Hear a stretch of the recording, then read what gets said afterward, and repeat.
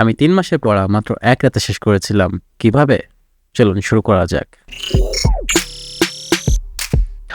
2019 সালে আমি মালয়েশিয়ার সেগিন ইউনিভার্সিটিতে আইটি কোর্সে ভর্তি হই এবং সেখানে আপনার ফেব্রুয়ারি থেকে সেমিস্টার শুরু হয়ে সেটা মে মাসের পরীক্ষার মাধ্যমে শেষ হতো।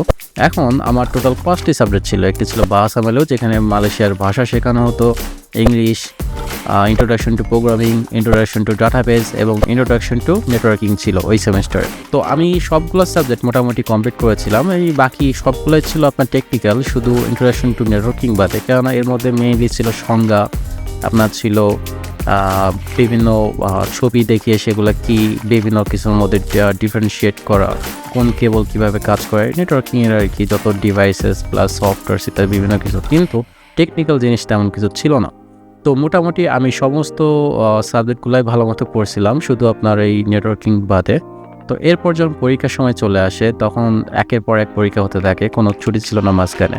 তো যেদিন আমি পরীক্ষাতে ফিরছি 12টা-1টার দিকে আর কি, ফেরার পর আমি নেটওয়ার্কিং বই নিয়ে বসছি, তখন দেখলাম যে আমার কোনো কিছুই পড়া নেই। টোটাল 11টি চ্যাপ্টার ছিল, প্রথম 2টা চ্যাপ্টার পড়া ছিল, কিন্তু বাকি 9টা চ্যাপ্টার আমার পড়া ছিল না। তারপর স্যারের যে সাজেশনগুলো দিয়েছিল সেগুলোও ছিল অনেক বেশি, কি মানে ধরতে গেলে পুরো স্লাইডটাই আর কি, পুরো 11টা স্লাইডই আমাকে পড়তে হচ্ছে প্রায়, বা এক একটা স্লাইড এত বড় যে তার মধ্যে আপনার ভাগ ভাগ করেও যদি ওরকম সাজেশন দেওয়া থাকে, তো সেগুলো ছিল অনেক বড়। তো এখন আমাকে এই এক রাতের মধ্যে, আমার তখন হয়তো 1টা 2টা বা 3টা বাজে, তখন থেকে আমাকে পরবর্তী দিনের সকালে 7টার মধ্যে আমাকে সব কিছু কমপ্লিট করতে হবে।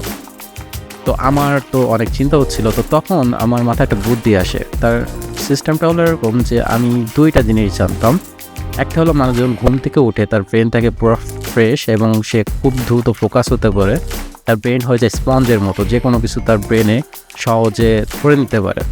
আর আরেকটি জিনিস জানতাম, সেটা হলো মানুষ যখন ঘুমাইতে যায়, কোনো কিছু পড়াশোনা করে বা কোনো কিছু করে বা সারাদিন পরে যখন ঘুমাইতে যায়, তখন তার ব্রেনের মধ্যে ওই সব ইনফরমেশনগুলো প্রসেস হতে থাকে এবং শর্ট টার্ম মেমোরি থেকে লং টার্ম মেমোরিতে ট্রান্সফার করে। তো এখন আমি ভাবলাম যে তাহলে এই সিস্টেমটা কেন আমি ইউজ করি না। তো তখন আমি কিছুটা পড়াশোনা করলাম। কিছুটা পড়াশোনা করার পর আমি 2 ঘন্টার একটা অ্যালার্ম দিয়ে রাখলাম যে 2 ঘন্টা পরে আমি উঠবো। তো 2 ঘন্টা পর 7টার সময়, সম্ভবত 6টা কি 7টার দিকে আমি ঘুম থেকে উঠি। তারপর আবার কিছু পড়াশোনা করি, আবার আমি ঘুমাই 2 ঘন্টা, 1 ঘন্টা, 1.5 ঘন্টা, আবার পড়াশোনা করি, আবার ঘুমাই, আবার পড়াশোনা করি, আবার ঘুমাই। এই করতে করতে আমি সকাল 7টা 7:30 পর্যন্ত পড়াশোনা করি এবং তারপর 9টা কি 9:30টার দিকে আমার পরীক্ষা থাকে। আমি পরীক্ষা হলে যেয়ে যখন আমি প্রশ্নটা হাতে পাই, তখন আমি দেখি যে আমার চোখে যেন একটা প্রজেক্টর মেশিন লাগানো আছে। আমি প্রশ্নও দেখছি আর খাতায় যেন উত্তরটা ভেসে আছে, আমি যেন দেখে দেখে লিখছি। 95% আনসার আমি এভাবে দিয়েছি এবং বাকি 5% জাস্ট হয়তো দ্বিধাদ্বন্দ্ব ছিল। সব তো আমার ব্রেন তো সব ভালো মতো ধরতে পারবে না, কিন্তু 95% আনসার আমি ঠিক ওইভাবে দিয়েছি যেন আমার সামনে প্রজেক্টর আছে, আমি ব্রেনে যেন স্টিল ফ্রেশভাবে দেখতে পাচ্ছি যে বইটা কী লেখা ছিল, কারণ এটা পুরাটাই আমাকে বই থেকে যা আছে তুলে দিতে হবে। আর এরপর থেকে যতগুলো পরীক্ষা হয় সেই পরীক্ষাগুলো আমি এইভাবেই দিয়েছি, কিন্তু এই পরীক্ষাতে ছিল একটু মোটামুটি একটু বেশি সমস্যা। তার কারণ ছিল একদমই পড়া ছিল না, কিন্তু বাকি পরীক্ষাগুলোতে মোটামুটি তাও পড়তাম বা মোটামুটি কিছু পড়ে রাখছিলাম। তো খুব বেশি একটা ইউজ করতে হয়নি, হয়তো 2 থেকে 3 বার বা 1-2 বার মতো ঘুম থেকে উঠে এইভাবে পড়ে রিভিশন দিয়ে আমি মোটামুটি কমপ্লিট করে ফেলেছি। কিন্তু এই পরীক্ষাতে একটু বেশি এক্সটেন্সিভ আকারে ইউজ করেছিলাম, কারণ আমার একদমই কিছু পড়া ছিল না।